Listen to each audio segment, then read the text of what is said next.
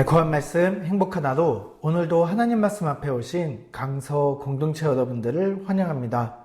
오늘 우리가 함께 볼 말씀은 사무엘하 14장 21절에서 33절까지 말씀입니다.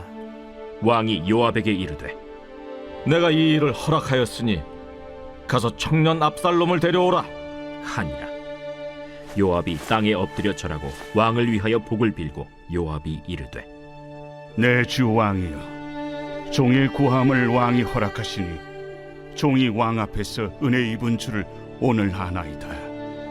요압이 일어나 그술로 가서 압살롬을 데리고 예루살렘으로 오니 왕이 이르되 그를 그의 집으로 물러가게 하여 내 얼굴을 볼 수 없게 하라.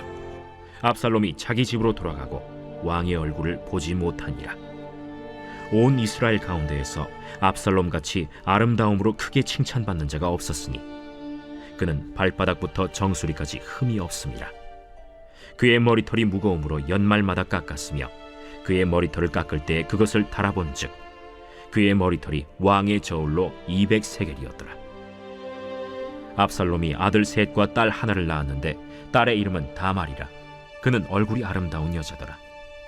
압살롬이 이태 동안 예루살렘에 있으되 왕의 얼굴을 보지 못하였으므로 압살롬이 요압을 왕께 보내려 하여 압살롬이 요압에게 사람을 보내 부르되 그에게 오지 아니하고 또다시 그에게 보내되 오지 아니하는지라. 압살롬이 자기의 종들에게 이르되 보라, 요압의 밭이 내 밭 근처에 있고 거기 보리가 있으니 가서 불을 지르라. 압살롬의 종들이 그 밭에 불을 질렀더니 요압이 일어나 압살롬의 집으로 가서 그에게 이르되 어찌하여 네 종들이 내 밭에 불을 질렀느냐? 내가 일찍이 사람을 내게 보내 너를 이리로 오라고 청한 것은 내가 너를 왕께 보내 아뢰게 하기를 어찌하여 내가 그술에서 돌아오게 되었나이까? 이때까지 거기에 있는 것이 내게 나았으리이다 하려 함이로라. 이제는 내가 나로 하여금 왕의 얼굴을 볼 수 있게 하라. 내가 만일 죄가 있으면 왕이 나를 죽이시는 것이 옳으니라 하는지라. 요압이 왕께 나아가서 그에게 아뢰매 왕이 압살롬을 부르니 그가 왕께 나아가 그 앞에서 얼굴을 땅에 대어 그에게 절하매 왕이 압살롬과 입을 맞추니라.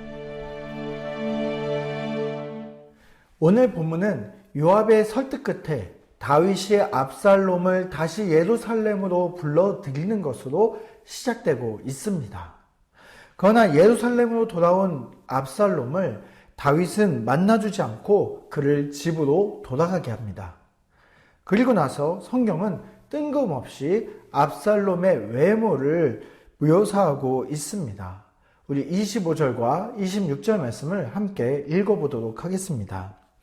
온 이스라엘 가운데서 압살롬같이 아름다움으로 크게 칭찬받는 자가 없었으니 그는 발바닥부터 정수리까지 흠이 없습니다. 그의 머리털이 무거움으로 연말마다 깎았으며 그의 머리털을 깎았을 때에 그것을 달아본즉 그의 머리털이 왕의 저울로 200세겔이었더라. 온 이스라엘에서 가장 아름다운 사람, 머리부터 발끝까지 흠을 찾아볼 수 없는 사람, 당시 외모의 중요한 기준이 되었던 머리숱이 풍성했던 사람으로 압살롬을 묘사하고 있습니다.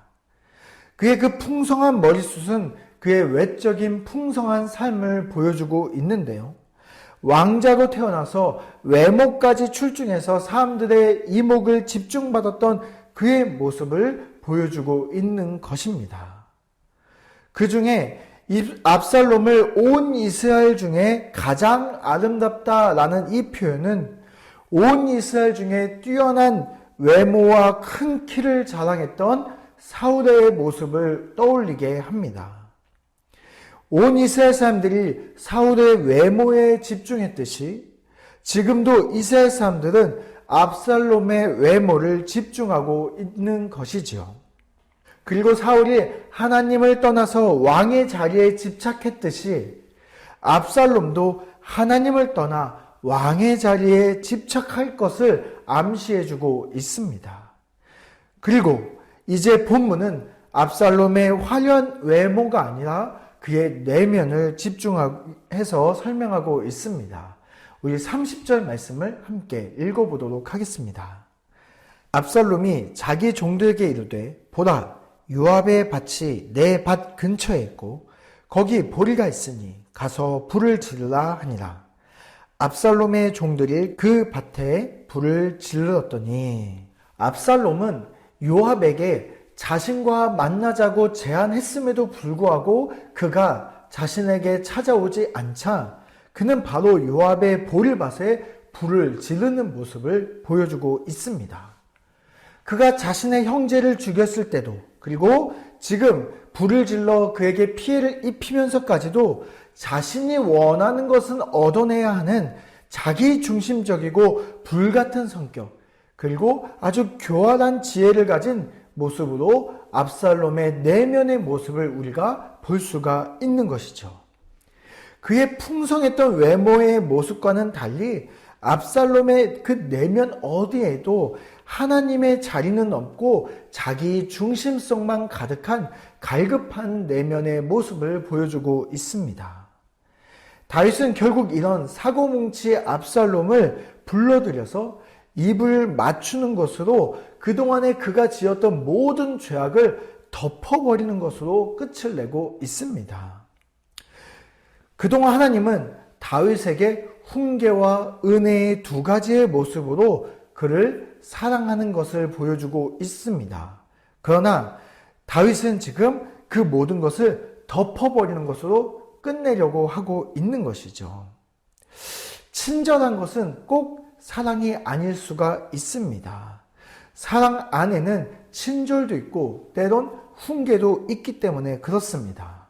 그러나 다윗은 그 죄를 덮는 은혜에만 있고 그 죄를 훈계하는 모습은 찾아볼 수 없는 것이죠. 결국에는 곧 있을 압살롬의 반역에 오늘 이 입맞춤은 큰 힘을 실어주게 됩니다. 네, 우리 사랑하는 강서 공동체 여러분, 오늘 본문에서 압살롬의 그 출중했던 외모와 그리고 왕자로서 부족함이 없는 그 삶을 우리가 볼 수 있었습니다. 그러나 그의 부족할 것 없는 풍성했던 그의 겉모습과는 달리 그의 내면은 아버지 다윗의 사랑을 떠난 텅 빈 마음이 그 자리를 차지하고 있음을 보게 됩니다. 그래서 그의 외적인 모습을 더 강조해서 설명하면 할수록 그의 내면의 텅 빈 마음이 더욱 강조되어서 우리에게 보여지고 있는 것입니다. 네, 우리 그리스도인들의 내면의 모습은 예수 그리스도 안에서 풍성함을 누리는 존재들입니다. 이것은 때때로 외적인 부족함, 외적인 풍성함이 없을 때 더욱 강조되고 선명하게 보여질 때가 많이 있습니다. 그럼에도 불구하고 예수 그리스도만으로 풍성함을 누리는 삶, 그 풍성함의 근원이 어디에 있는지를 보여지기 때문에 우리는 때로는 부족함 속에서 우리 안에 있는 예수 그리스도가 더욱 선명하게 보여지는 것이죠. 외적인 풍요가 있음에도 모두가 부족하다라고 이야기하는 시대를 우리는 살아가고 있습니다. 이럴 때일수록 예수 그리스도만으로도 풍성하다는 고백을 할 수 있는 우리 강서 공동체 모두가 되시기를 바랍니다.